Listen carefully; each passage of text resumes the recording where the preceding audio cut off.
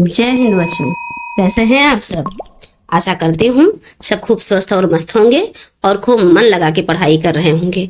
अपनी पढ़ाई में पूरी तरह निरंतर प्रयत्नरत होंगे बच्चों आप लोग। तो आइए, हमने जैसा कि आपसे कहा था कि पिछली क्लास में हम आपको आने वाले क्लासेज में आपको हम अति लघु उत्तरीय प्रश्न हल करवाएंगे। तो आइए बच्चों, देखिए यहाँ पर प्रश्न उत्तर दोनों साथ में हमने दिए हैं। अब इसके माध्यम से हम थोड़ा सा एक्सप्लेनेशन के साथ साथ आगे बढ़ते जाएंगे और आपके मतलब दिमाग में एक एक चीजें उतरती जाएंगी। हम थोड़ा सा लिंक भी करते जाएंगे जहां से जुड़ पाएगा जितना अधिक, और आपको याद कराते चल रहे हैं बच्चों। तो चलिए सब लोग स्टार्ट हो जाइए, शुरू कर दीजिए पढ़ना। सीखने सिखाने की प्रक्रिया इन्हीं निरंतर जारी रहेगी बच्चों, क्योंकि सीखेंगे नहीं तो फिर जीतेंगे कैसे। तो आइए बच्चों, सब लोग बड़े ही उत्साह के साथ पढ़ना प्रारंभ कर दीजिए। तो देखिए बच्चों, क्वेश्चन नंबर फर्स्ट क्या कह रहा है। गोस्वामी विठल नाथ द्वारा रचित 2 गद्य रचनाओं के नाम लिखिए। आपने हमने शायद आपसे कल भी चर्चा किया था बच्चों। ये देखिए विठल नाथ, तो विठल नाथ बच्चों श्रृंगार रसमंडन, बार बार इसको रिवीजन करिएगा। श्रृंगार रसमंडन, यमुनाष्टक, इनकी 2 रचनाएं हैं, मुख्य रचनाएं हैं। क्या विठल नाथ की है बच्चों, कंफ्यूजन मत क्रिएट कीजिएगा। गोकुलनाथ जो इनके पुत्र हैं उन्होंने लिखा है 84, देखिए यहाँ पर दिया भी है 252 वैष्णवों की वार्ता और 84 वैष्णवों की वार्ता। तो ये इनके पुत्र गोकुलनाथ ने लिखा है। लेकिन श्रृंगार रसमंडन, यमुनाष्टक विठलनाथ द्वारा लिखा गया है। विठलनाथ कौन है बच्चों, तो अष्टछाप के संस्थापक हैं ये, जिसमें ये सूरदास जी जो हैं उनको सर्वोच्च स्थान दिए हैं अपने 8 कवियों में। तो देखिए बच्चों, और इनके पिताश्री कौन है, वल्लभाचार्य हैं, जो सूरदास जी के कौन थे, गुरु थे बच्चों। इस तरह से हम ऐसे ही निरंतर डिस्कशन करते हुए चलेंगे, क्योंकि जब एक चीज से कोई दूसरी चीज लिंक होती जाती है ना बच्चों, तो चीजें याद होती हैं, दिमाग में बैठती हैं, काफी समय तक दिमाग में रहती हैं। अब देखिए बच्चों, क्वेश्चन नंबर 2 की तरफ हम लोग चलते हैं। देखिए यहाँ पर 252 वैष्णवों की वार्ता और 84 वैष्णवों की वार्ता, ये दोनों गोकुलनाथ ने लिखा है। अब यहाँ पर क्वेश्चन ये पूछ रहा है बच्चों कि किस भाषा में रचित है। किस भाषा में रचित है, तो ये ब्रज भाषा में है। अब आप कैसे जोड़ेंगे, क्योंकि बच्चों जो वल्लभाचार्य जी थे वो भगवान कृष्ण के भक्त थे, संस्थापक थे। उसके बाद सूरदास जी आते, इनके पुत्र वल्लभाचार्य जी के पुत्र विठलनाथ हुए, तो ये भी श्री कृष्ण भक्त थे। और इनके पुत्र जो कि गोकुलनाथ हैं बच्चों, ये भी श्री कृष्ण के ही तो भक्त रहेंगे। और जब श्री कृष्ण के भक्त रहेंगे तो कौन सी भाषा रहेगी, दिमाग थोड़ा सा लगा के बच्चों, तो ये ब्रज भाषा रहेगी। ऐसे ध्यान रखिएगा, कौन सी भाषा रहेगी, ब्रज भाषा रहेगी। अब देखिए बच्चों, तीसरा नंबर का क्वेश्चन क्या है, भाषा योग वशिष्ठ के रचनाकार कौन है। देखिए बच्चों, राम प्रसाद निरंजनी है। कौन, राम प्रसाद निरंजनी है, भाषा योग वशिष्ठ। अब थोड़ा सा इसको और ऊपर करते हैं, क्वेश्चन नंबर 4 की तरफ हम लोग ध्यान देते हैं।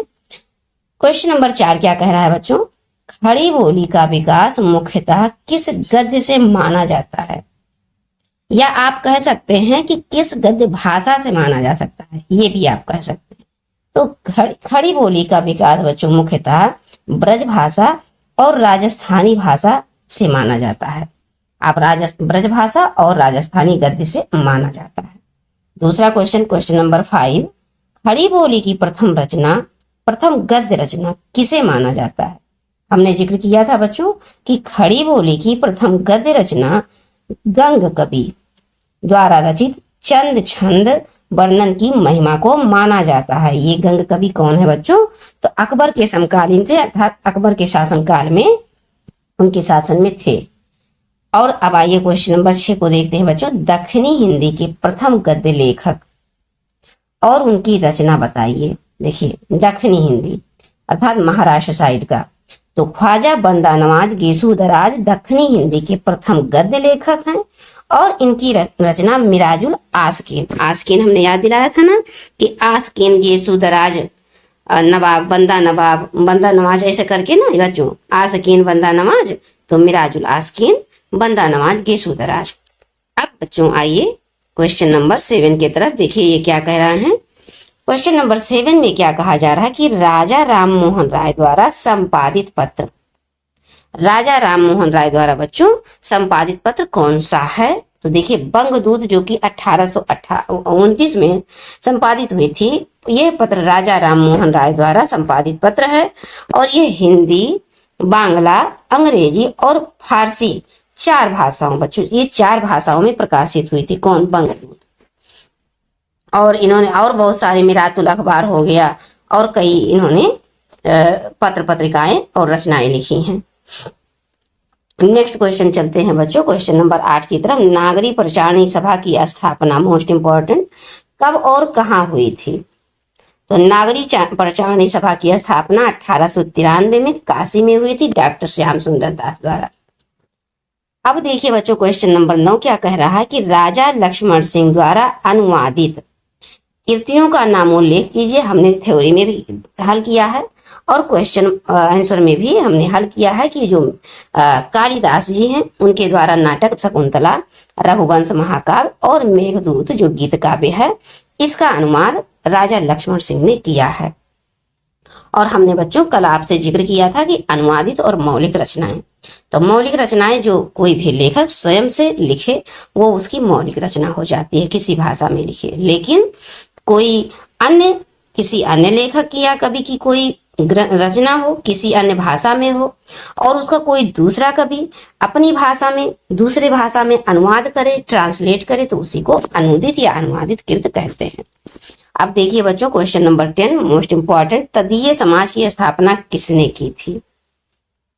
तो तदीय समाज की स्थापना भारतेंदु हरिश्चंद्र ने 1873 में की थी। अब आइए नेक्स्ट, भारतेंदु मंडल, मोस्ट इंपॉर्टेंट क्वेश्चन बेटा। भारतेंदु मंडल के प्रमुख रचनाकारों का नाम उल्लेख कीजिए। देखिए बच्चों, कौन कौन हैं, हम कई बार आपसे जिक्र भी किए हैं। भारतेंदु हरिश्चंद्र तो है ही, बद्री नारायण चौधरी, प्रेमघन, प्रताप नारायण मिश्र, ठाकुर जगमोहन सिंह, अंबिका दत्त व्यास, राधा कृष्णदास, पंडित बालकृष्ण भट्ट, राधा चरण गोस्वामी, लाला श्रीनिवास दास, ये सब बच्चों भारतेंदु मंडल में आते हैं। अब आइए बच्चों देखिए क्वेश्चन नंबर 7 मोस्ट इंपॉर्टेंट। यहाँ पर क्वेश्चन जितने हैं लगभग इंपॉर्टेंट क्वेश्चन में से हैं बच्चों। सरस्वती पत्रिका के प्रथम संपादक कौन थे। प्रथम संपादक, तो सरस्वती पत्रिका के प्रथम संपादक चिंतामणि घोष थे। कौन थे बच्चों? चिंतामणि घोष थे। क्वेश्चन नंबर 13 की तरफ चलते हैं। महावीर प्रसाद द्विवेदी की 4 रचनाएं बताइए। देखिए बच्चों, 4 रचनाएं Mahavir Prasad Dwivedi, most important question ये भी है। रसज्ञ रंजन, संपत्ति शास्त्र, कवि और कविता, आत्मनिवेदन, ये सब महावीर की रचनाएं हैं। तो बच्चों, रसज्ञ रंजन, कवि और कविता, आत्मनिवेदन, संपत्ति शास्त्र, महावीर प्रसाद द्विवेदी की रचनाएं हैं। इसको बार बार रिवाइज करना पड़ेगा। कैसे बच्चों? रसज्ञ रंजन और कविता, कवि और कविता, आत्मनिवेदन, संपत्ति शास्त्र, महावीर प्रसाद द्विवेदी। अब नेक्स्ट क्वेश्चन पे चलते हैं बच्चों। क्वेश्चन नंबर 14, द्विवेदी युग के 2 नाटककारों के नाम लिखिए। द्विवेदी युग में हो और नाटककार हो। देखिए बच्चों, 2 नाटककार राधाचरण गोस्वामी, ये आपके भारतीय फिल्म में भी आ जाते हैं। श्री दामा नाटक और वृंदावन लाल वर्मा सेनापति उदल प्रमुख हैं। ये प्रमुख नाटककार हैं द्विवेदी युग के। अब आइए बच्चों नेक्स्ट क्वेश्चन पे चलते हैं। क्वेश्चन नंबर 15 देखिए क्या कह रहे हैं। अयोध्या सिंह उपाध्याय हरिऔध की 2 उपन्यासों का नाम लिखिए। आ से अधिकिला, आ से अयोध्या, ठेठ हिंदी का ठाठ। अयोध्या सिंह उपाध्याय का क्या है? द्वारा रचित उपन्यास है बच्चों। तो आ से अयोध्या सिंह उपाध्याय, हरिऔध और ठेठ, अधिकिला फूल और ठेठ हिंदी का ठाठ।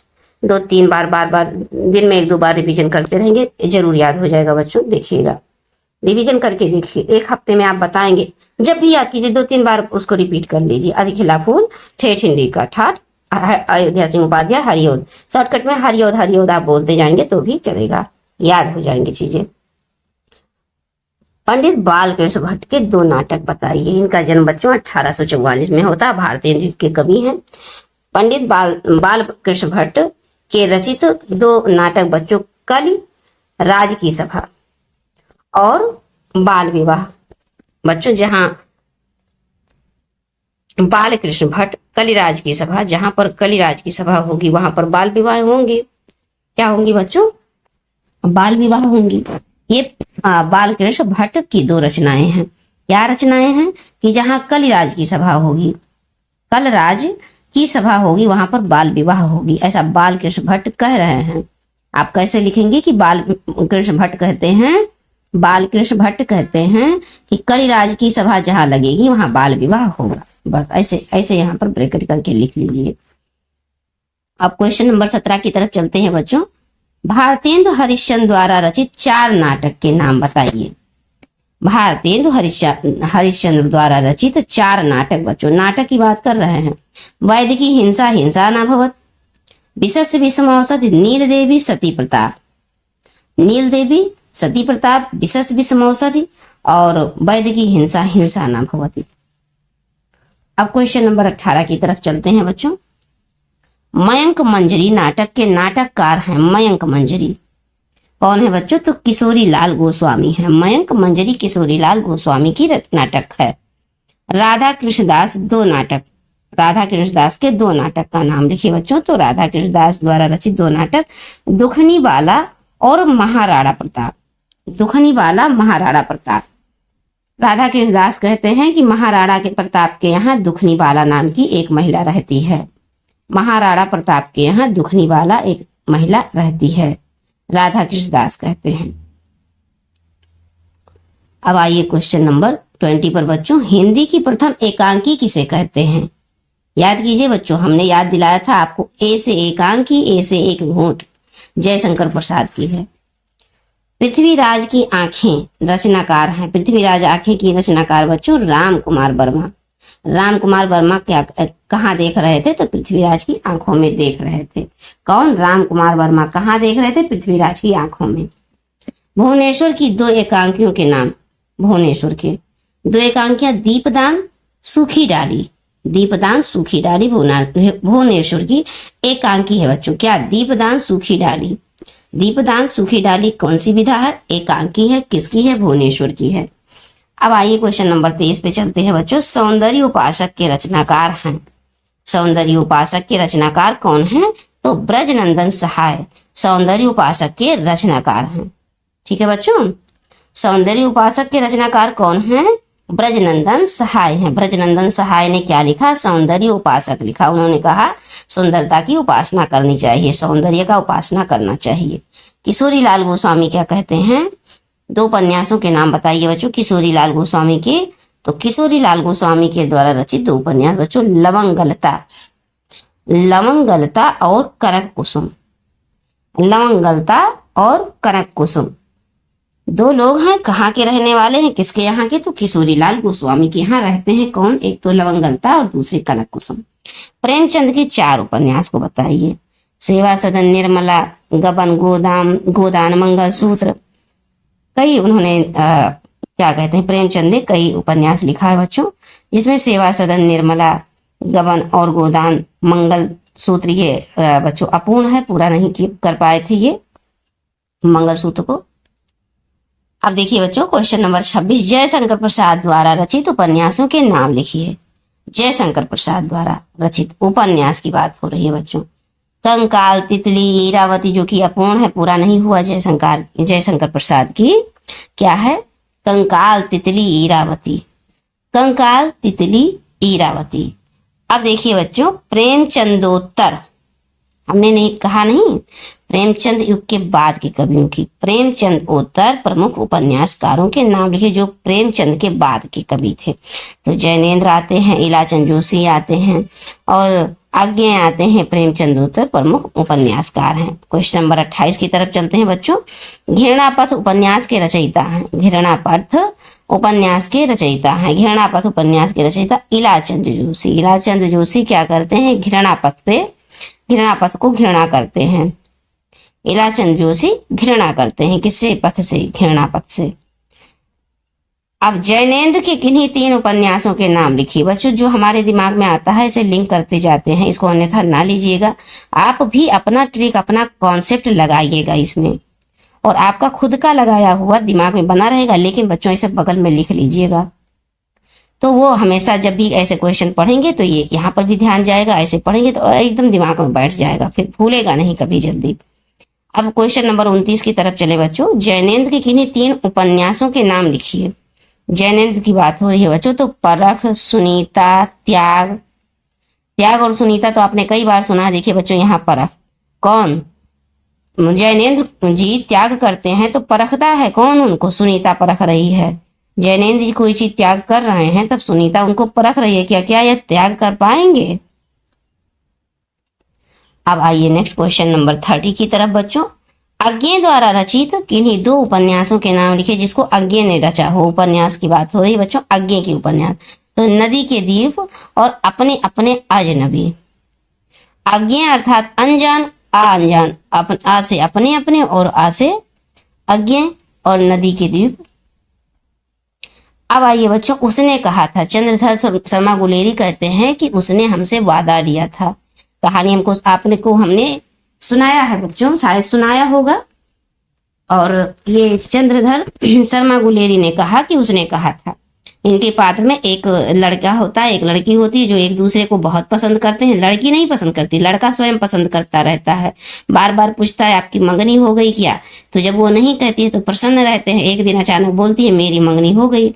और इनकी मुलाकात कैसे होती है? किसी घोड़े के नीचे दब के मतलब मरने ही वाली होती है बच्ची, तो उसको बचा लेते हैं छोटे से ही। तो ये लोग बड़े होने लगते हैं और ऐसे पसंद करते हैं। लेकिन एक दिन उनकी मंगनी हो जाती है। तो जब ये सुनते हैं कि इनकी मंगनी हो गई तो ये बहुत ज्यादा दुखी होते हैं। उसके बाद ये फिर उनका अपना उधर शादी हो जाता है। ये अपना पढ़ लिख के सेना में चले जाते हैं। फिर धीरे धीरे धीरे धीरे दिन व्यतीत होता है। 10 से 15 20 साल बीत जाते हैं। उनको एक बेटा होता है, वो भी बड़ा होता है। और एक बार फिर राज्य में ऐसा होता है कि प्रत्येक नागरिक क्या हो वहाँ सीमा पर जाएंगे लड़ने के लिए, देश की रक्षा के लिए। और ये पहले से रहते हैं, तो अब इनका दोनों का मुलाकात हो जाता है। उनके पति और इनका। तो ये कहते हैं कि आपको हमारे घर में जानती हैं, आप हमारे घर चलिए। कभी काफी जिक्र होता है, तो जब जाते हैं देखते हैं तो ये भी पहचान जाते हैं। तो बच्चों इनको भी जाना रहता है सेना पर, सीमा पर लड़ने के लिए। तो ये पिता पुत्र को भी जाना रहता है। तो ये उनसे वादा दिलाती हैं कि आप हमसे प्रॉमिस कीजिए कि जिस तरह आपने हमको बचाया था, और उसी तरह आप हमारे पति और बच्चे को सुरक्षित रखेंगे। तो इस गुलेरी जी के इस कहानी उसने कहा था में जो पात्र होता है अपनी स्वयं की जान को दांव पे लगा के इन बाप बेटे को बचाते हैं, और उनसे कहते हैं कि जाके कह देना कि उसने जो कहा था मैंने पूरा किया। तो वही बच्चों उसने कहा था, याद रहेगा। हमने इसलिए जोड़ के आपको कहानी बताई। अगले आप क्लास में अब आगे जब और कोई तैयारी करेंगे बच्चों तो डिटेल में इनके बारे में आप पढ़ेंगे। उसने कहा था कहानी चंद्रधर शर्मा गुलेरी। जयशंकर प्रसाद की 4 कहानियां लिखी है बच्चों। तो पुरस्कार, ममता, मधुआ और गुंडा। मधुआ, पुरस्कार, गुंडा। पुरस्कार, मधुआ, ममता। मधुआ ने ममता को गुंडे से बचाया, तो उसको क्या दिया जयशंकर प्रसाद ने? पुरस्कार दिया। किसने दिया? प्रसाद जी ने दिया। किसको दिया? मधुआ को दिया। क्यों दिया? ममता को गुंडे से बचाया। जोड़िए, ऐसे लिंक करिए बच्चों। बस याद करने का किसी भी तरह से उद्देश्य बस याद हो जाए आपको। प्रसाद जी ने किसको पुरस्कार दिया? मधुआ को दिया। क्यों दिया? क्योंकि उसको बचा, ममता को बचाया। किससे बचाया? गुंडे से बचाया। गुंडा। पुरस्कार, ममता, मधुआ और गुंडा जयशंकर प्रसाद की 4 कहानियां हैं। अब आइए बच्चों, प्रेमचंद द्वारा रचित किन्हीं 4 कहानियों को। प्रेमचंद की 4 कहानियां: शतरंज के खिलाड़ी, कफन, पंच परमेश्वर, ईदगाह।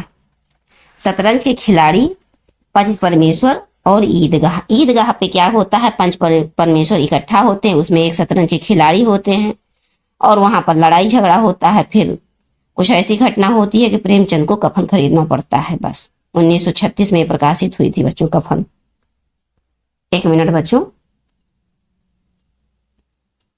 Just 1 minute.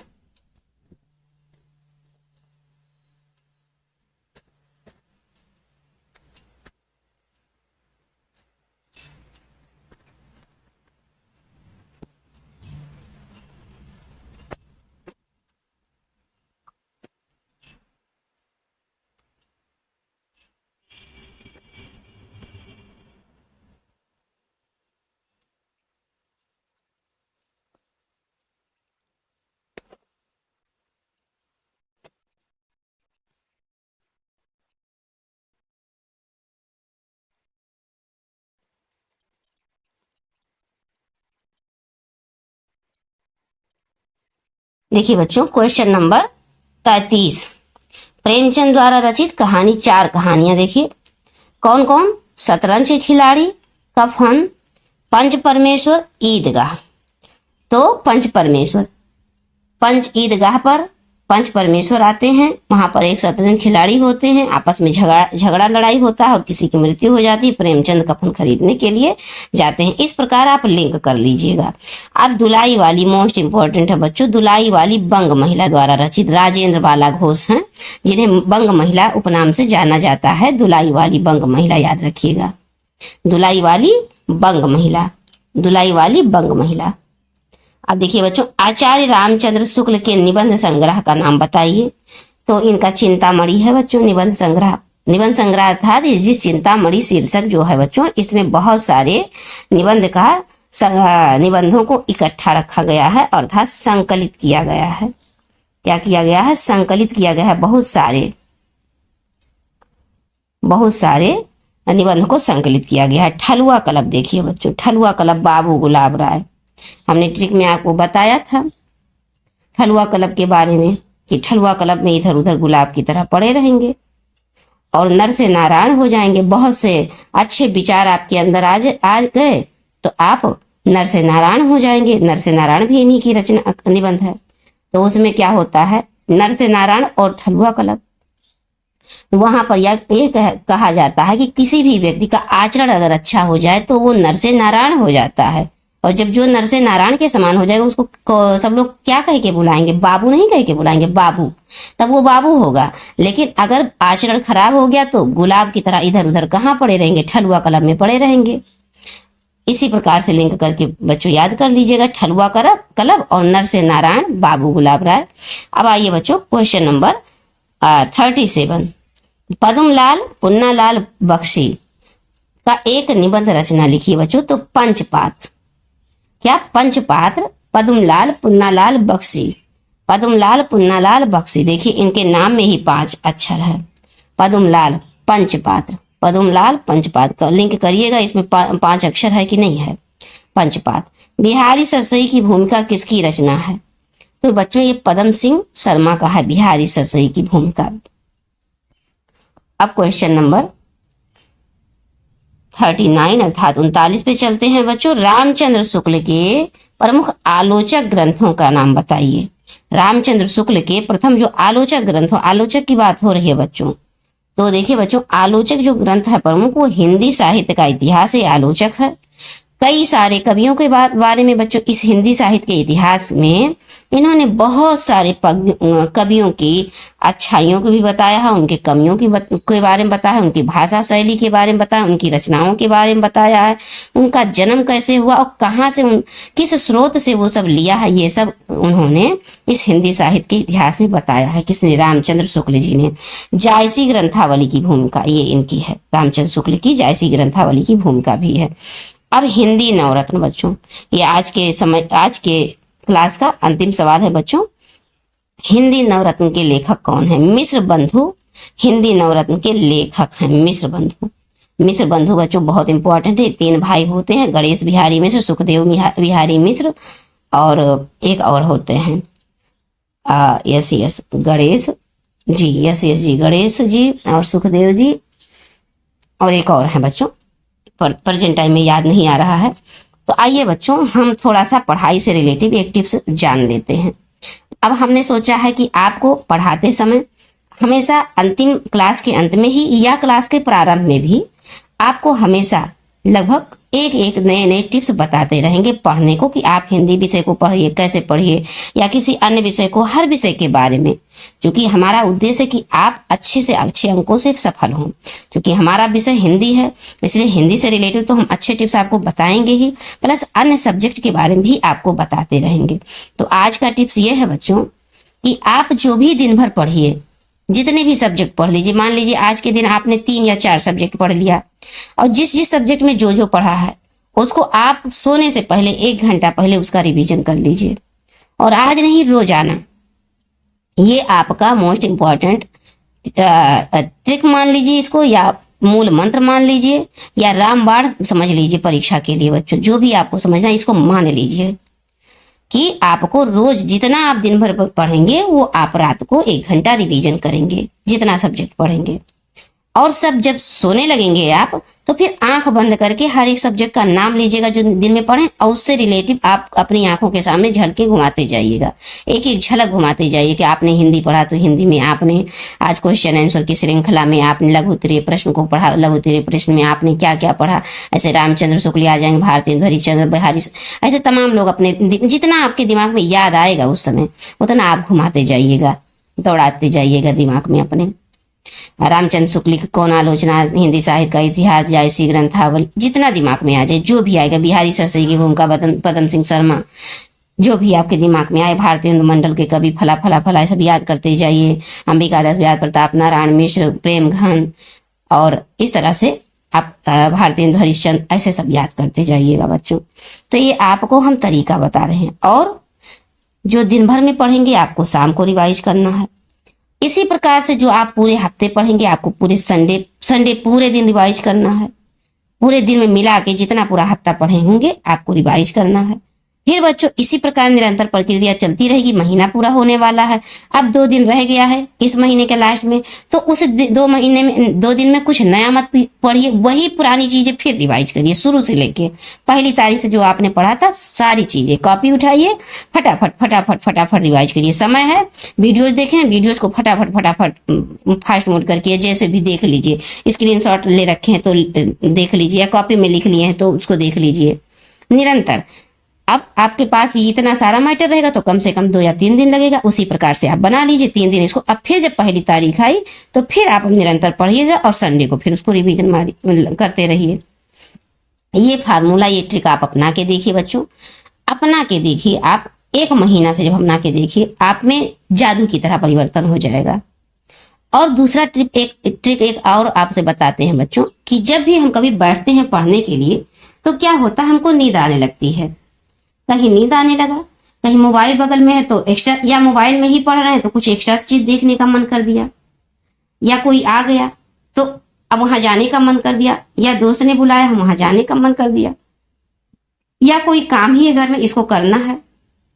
तो बच्चों आप उस समय क्या ट्रिक अपनाइए, मात्र अपने मन को कहिए, अपने मन से सिर्फ ये प्रॉमिस, बस 5 मिनट और पढ़ने, बस 5 मिनट और पढ़ने, फिर हम ये काम कर लेंगे, बस 5 मिनट और पढ़ने हम सो जाएंगे, बस 5 मिनट और पढ़ने फिर खाना खा लेते हैं, बस 5 मिनट और पढ़ने यहाँ चले जाएंगे। इस ट्रिक को आप अपना के देखिए बच्चों अपने जीवन में। तो आज हमने 2 ट्रिक के बारे में चर्चा की आपसे, फिर ऐसे निरंतर हम थोड़ी थोड़ी ऐसे ट्रिक आपके सामने प्रस्तुत करेंगे, क्योंकि हमारा उद्देश्य है कि आपको अच्छे से अच्छे अंक से सफल कराना। तो आइए बच्चों, अब इस मोटिवेशन शब्दों के साथ हम आज के इस वीडियो को समाप्त करते हैं और मिलते हैं आपको नेक्स्ट क्लास में क्वेश्चन नंबर 41 के साथ। जय हिंद बच्चों।